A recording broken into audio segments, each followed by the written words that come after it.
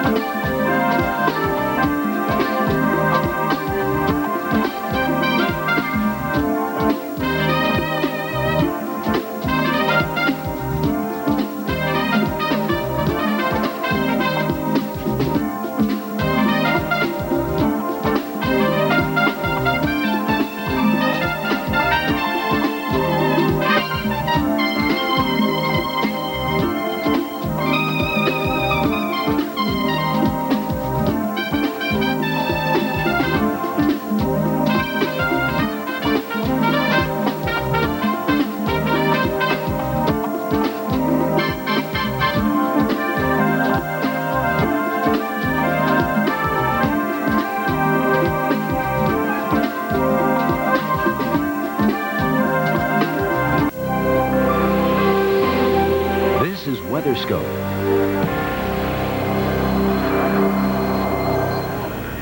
Floridians assess the aftermath from the deadliest tornado outbreak in state history. 28 people are dead and damage estimates continue to rise. Meanwhile, in California, the assault of the El Nino-driven storms continues. Dangerous floodwaters and devastating mudslides are expected. Good afternoon and welcome to WeatherScope. I'm Bill Keneally. We'll begin this edition on the storm focusing itself on the eastern seaboard, and for that, let's go to Bob Stokes in the Forecast Center. Bob? Thanks a lot, Bill. Believe it or not, another in the El Nino pipeline affecting California now with heavy rain, the threat of significant snows on the coastal range north of San Francisco, mudslides, and just generally a continuation of what have been weather problems for several weeks now in California. This is just the latest, and it's a pretty strong one. You see it moving toward the east, and this is going to take a more northerly track than the previous ones, but there's the associated low, and behind it, some cold air aloft, and that's going to produce a continuation of rainfall even after the passage of the front. But as far as Southern California is concerned, a dramatic rescue in Highland Park, California today. Los Angeles firefighters airlifted a man and his 2 dogs to safety after they became surrounded by rushing waters in the Arroyo Seco wash. Heavy rain moved into the area during the late morning hours. The man and the 2 dogs were all unharmed. What dramatic video there, and just we're thankful for our public servants. This is Buzz Bernard, senior meteorologist here at the Weather Channel, and this is a pretty strong storm. It's not one of the weakest, it may not be the strongest, but it's definitely a strong storm, and it's got all the elements of the continuation of the mess in California. It's been absolutely pouring rain over Ventura and Santa Barbara counties this morning. And we've already had reports of mudslides, creeks overflowing, road closures, and that heavy rain is working its way toward the LA basin now. Right, it's been coming down for a good while north and west of Los Angeles. Ventura County, for example, under a flash flood warning, and so you just need to be careful out there. Let's take a look now and see what's happening in terms of our western map, and you can see that cold front pushing off toward the east, Buzz. And that has changed the precipitation to a more showery nature up in the San Francisco Bay Area, but the heavy rain now is working on through Southern California.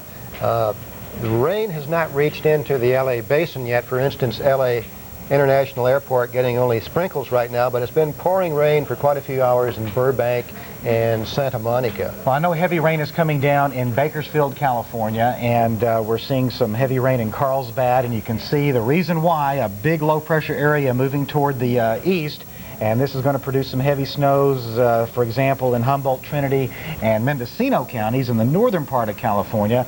But there's a look now at the radar picture, Buzz, and it looks like that rain has indeed a pretty big rain shield over Southern California now. That's where the heaviest rain will be this afternoon. They've already had in excess of 5 inches in some of the mountain areas to the west and north of LA, and there's several more inches yet to come. How about the Santa Ynez Mountains? You were mentioning 5 inches. Yeah, they've had, I think, about 4 inches in some of the areas of the Santa Ynez Mountains, and they'll probably get 4 more inches before this is all over. Well, that's just incredible. And there's also wind advisories in effect for Orange, San Bernardino, and Riverside counties, and on up to the north. We're looking at significant rain in San Francisco, although a lot of that's pushed off into the valley. Yeah, we're also seeing a little lightning beginning to crop up now, and also as this colder air works in from the Pacific Ocean, watch out for thunderstorms, even the possibility of some isolated weak tornadoes with this. Is that right? Because of the cold air aloft, I would imagine. Absolutely, very unstable situation. Okay, Buzz, now as we were talking about, a lot of the rain has moved into the LA area. Let's find out exactly where it's falling. I know that the Sycamore Creek is near Bankfull right now, and I'm sure other waterways. You can see the leading edge of it continuing to creep on toward the east, so that's why we keep saying it looks like it's going to be a very wet, homeward-bound rush hour in Los Angeles this afternoon. And the Malibu area getting socked, and of course we know how the terrain is there. Gale storm warnings in effect, at least 39 to 54 mile-per-hour winds from Point St. George, California to Pigeon Point, California. And we also have a heavy surf advisory in effect for the entirety of the California coast. And Buzz, it looks like some significant snows across the Sierra Nevada again. Shouldn't forget that. Above 7,000 feet, perhaps 1 or 2 or 3 feet of snow out of this, and snow levels will be coming down in the Southern California mountains. They're up around 6,500 feet now, but we'll see those drop down to around 4,000 feet by tomorrow morning. That's pretty low, and in some in Northern California, down to about 2,000 feet in some places? Yep.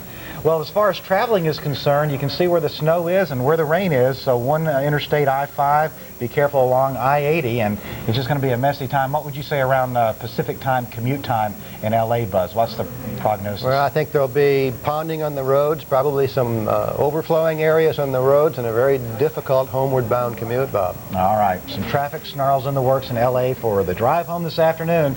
Thanks, Buzz Bernard, senior meteorologist. Well, if you want to, if you're going to be away from your TV but near a computer, join the Weather Channel online at weather.com for all the weather information you want. And for other information now across the country, let's head back to the studio with Bill Keneally.